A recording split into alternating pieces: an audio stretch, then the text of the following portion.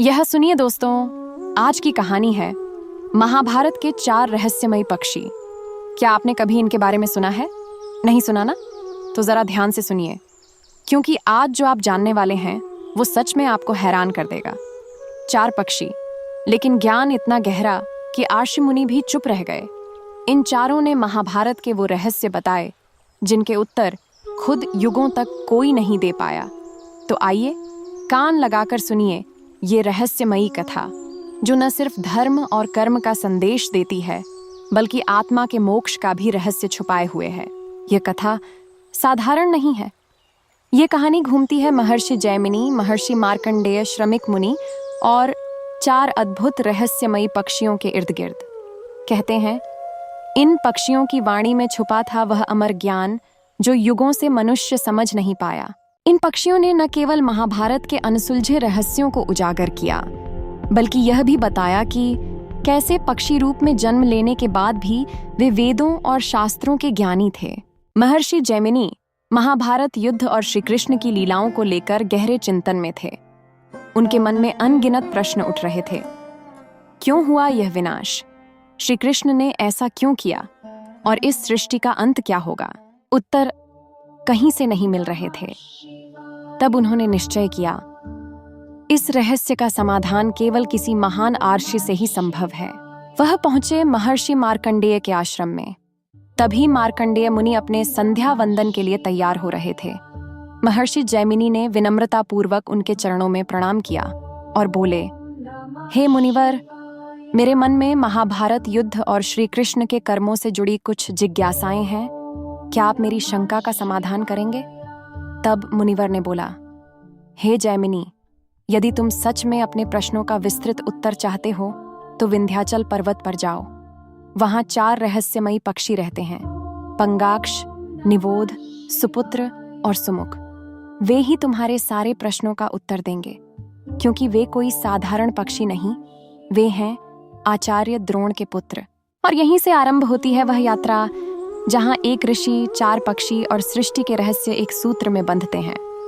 मार्कंडेय मुनि ने शांत स्वर में कहा, हे जैमिनी, वे चारों पक्षी वेद और शास्त्रों में पारंगत हैं। उनसे तुम्हें अपने सभी प्रश्नों का उत्तर अवश्य मिलेगा। यह सुनकर जैमिनी आर्षि आश्चर्य में पड़ गए। वे बोले, हे मुनिवर, यह कैसे संभव है?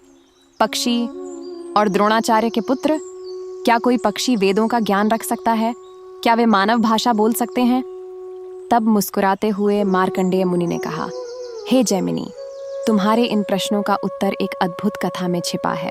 सुनो, मैं बताता हूँ इन पक्षियों की रहस्यमयी उत्पत्ति कैसे हुई। कथा का प्रारंभ होता है देवर्षि नारद से।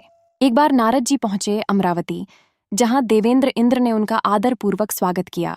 उन्होंने कहा, हमारे यहाँ आरंभा, उर्वशी, मेनका, तिलोत्तमा और अन्य अनेक अप्सराएं उपस्थित हैं। आपके अनुसार इनमें सबसे श्रेष्ठ कौन है? नारद जी ने देवगणिकाओं की ओर देखा, मंद मुस्कान के साथ बोले, जो अप्सरा मुनि दुर्वासा का तप भंग कर सके वही सबसे श्रेष्ठ मानी जाएगी। यह सुनकर सभी अप्सराएं मौन हो गईं। अप्सराएं एक दूसरे की ओर देखती हैं, लेकिन एक बप्पू नामक अप्सरा आगे बढ़ी।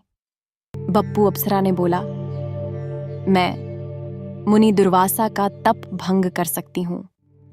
और अपने दृढ़ संकल्प के साथ वह पहुंची हिमालय पर्वत पर स्थित दुर्वासा मुनि के आश्रम में। वहां मुनि गहरे ध्यान में लीन थे। बप्पू ने वहां मधुर संगीत और नृत्य का प्रदर्शन किया। दुर्वासा मुनि का ध्यान भंग हुआ। उन्होंने आंखें खोलीं और देखा एक अप्सरा उनकी तपस्या में विघ्न डाल रही है। क्रोध से उनके नेत्र अग्नि के समान लाल हो उठे। हे बप्पू, तुमने मेरी तपस्या भंग करने का दुस्साहस किया है, अतः तुम पक्षी योनि में जन्म लोगी। बप्पू भय से कांप उठी। उसने हाथ जोड़कर विनती की, हे मुनिवर, कृपा करें, मैं अज्ञानवश यह भूल कर बैठी, मुझे क्षमा करें। दुर्वासा मुनि का हृदय पिघल गया। उन्होंने कहा, ठीक है, तुम पक्षी योनि में 16 वर्ष तक जीवित रहोगी, 4 पुत्रों को जन्म दोगी, और जब तुम्हारी मृत्यु होगी तुम पुनः अपने अप्सरा रूप में लौट आओगी। श्राप के प्रभाव से बप्पू ने जन्म लिया। गरुड़ वंशीय कंधर पक्षी की पत्नी मदनिका के गर्भ से। उसका नाम रखा गया तार्थी। कुछ समय बाद तार्थी का विवाह हुआ मंदपाल के पुत्र द्रोण से, और फिर यही तार्थी बनी उन 4 ज्ञानी पक्षियों की माता जिनके ज्ञान ने स्वयं ऋषियों को भी चकित कर दिया। 16 वर्ष की आयु में तार्थी ने गर्भ धारण किया, और उसी समय उसके मन में एक विचित्र इच्छा जाग उठी, महाभारत का युद्ध देखने की। युद्ध भूमि में जब वह आकाश में उड़ रही थी, उसी समय अर्जुन ने अपने शत्रु पर बाण चलाया, लेकिन वह बाण दुर्भाग्यवश तार्थी के पंखों को भेदता हुआ निकल गया। वेदना से तड़पकर तार्थी ने अपने गर्भस्थ अंडों को गिरा दिया और स्वयं मृत्यु को प्राप्त हुई। संयोग देखिए, उसी क्षण युद्ध भूमि में भगदत्त के विशाल हाथी सुप्रविक का भारी गले का पट्टा गलघंट अर्जुन के बाण से टूटकर नीचे गिर पड़ा। वह ठीक उन अंडों पर गिरा और उन्हें ढक लिया। इस प्रकार वे अंडे सुरक्षित रह गए। कुछ समय बाद उन्हीं अंडों से जन्म लिए 4 पक्षी। उसी समय मार्ग से विचरण करते हुए मुनि शमीक वहां पहुंचे। उन्होंने उन छोटे छोटे पक्षी शावकों को देखा और करुणा से भर उठे। मुनि शमीक ने बोले, अरे नन्हे जीवों, तुम्हारा यहाँ कौन है? उनके हृदय में दया जागी। उन्होंने उन्हें अपने आश्रम में ले जाकर पालन पोषण किया। वर्षों बाद जब वे पक्षी युवा हुए तो एक दिन उन्होंने अपने गुरु को प्रणाम करते हुए कहा, प्रणाम गुरुवर। मुनि शमीक चकित रह गए।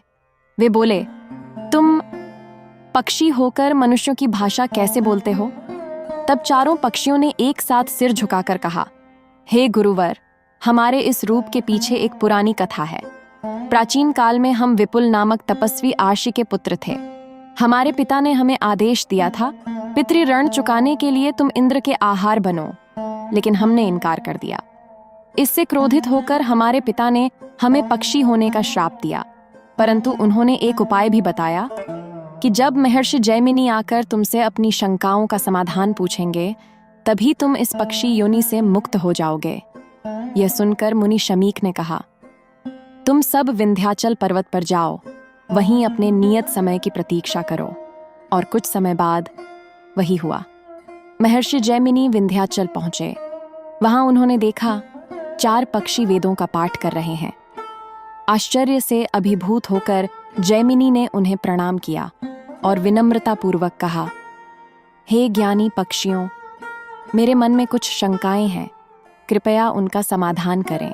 पहला प्रश्न था। जैमिनी गंभीर स्वर में बोला, इस जगत के कर्ता धर्ता भगवान मनुष्य रूप में क्यों अवतरित होते हैं? चारों पक्षियों ने एक साथ संतुलित ज्ञानमय स्वर में उत्तर दिया, भगवान अधर्म के नाश, धर्म की स्थापना और पापियों के संहार के लिए मनुष्य रूप में अवतरित होते हैं। फिर जैमिनी ने दूसरा प्रश्न पूछा, राजा द्रुपद की पुत्री द्रौपदी 5 पतियों की पत्नी क्यों बनी? चारों पक्षियों ने कोमल व्याख्यात्मक स्वर में उत्तर दिया, पूर्व जन्म में द्रौपदी ने भगवान शिव से 5 पतियों का वरदान मांगा था। शिव ने तथास्तु कहा और उसी वरदान के कारण वह इस जन्म में 5 पतियों की पत्नी बनी।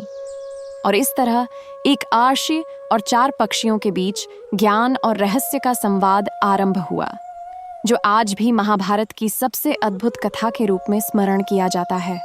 और अब गंभीर स्वर में महर्षि जैमिनी ने अपने तीसरे प्रश्न की ओर दृष्टि उठाई, हे ज्ञानी पक्षियों, श्री कृष्ण के भ्राता बलराम ने किस कारण तीर्थ यात्राएं की?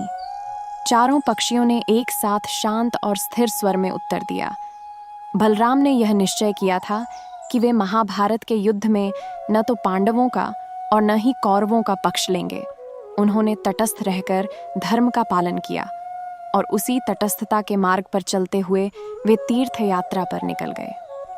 फिर महर्षि जैमिनी ने अपना चौथा और अंतिम प्रश्न पूछा, हे पक्षियों, द्रौपदी के 5 पुत्र उपपांडवों की ऐसी जघन्य मृत्यु क्यों हुई? चारों पक्षियों ने गहरी सांस ली, फिर उत्तर दिया, हे मुनिवर, उपपांडवों की मृत्यु अश्वत्थामा के क्रोध और प्रतिशोध का परिणाम थी। महाभारत युद्ध समाप्त हो चुका था, परंतु प्रतिशोध की ज्वाला अब भी बुझी नहीं थी। अश्वत्थामा ने रात के अंधकार में पांडवों के शिविर में प्रवेश किया और सोते हुए 5 उपपांडवों का वध कर दिया। इस प्रकार अधर्म ने धर्म की संतान को भी भस्म कर दिया। इस प्रकार अधर्म ने धर्म की संतान को भी भस्म कर दिया। चारों पक्षियों ने जैमिनी ऋषि की सभी शंकाओं का समाधान कर दिया।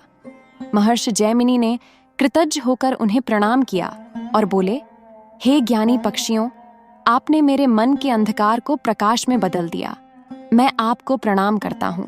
जैमिनी मुनि प्रसन्न होकर वहां से चले गए और उसी क्षण चारों पक्षियों को पक्षी रूप से मुक्ति मिली। वे अपने पूर्व स्वरूप में लौट आए और स्वर्गलोक को प्राप्त हुए।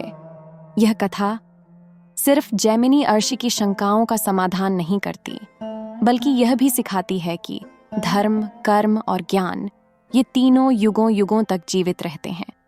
चार रहस्यमयी पक्षियों ने अपने ज्ञान और विद्वता से महाभारत के उन प्रश्नों का उत्तर दिया जिनका समाधान असंभव माना जाता था।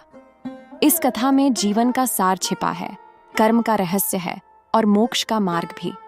अगर आपको हमारे SR स्पिरिचुअल स्टोरीज पसंद आती हैं तो कृपया कमेंट में जय महादेव, जय श्री कृष्ण लिखना मत भूलिए।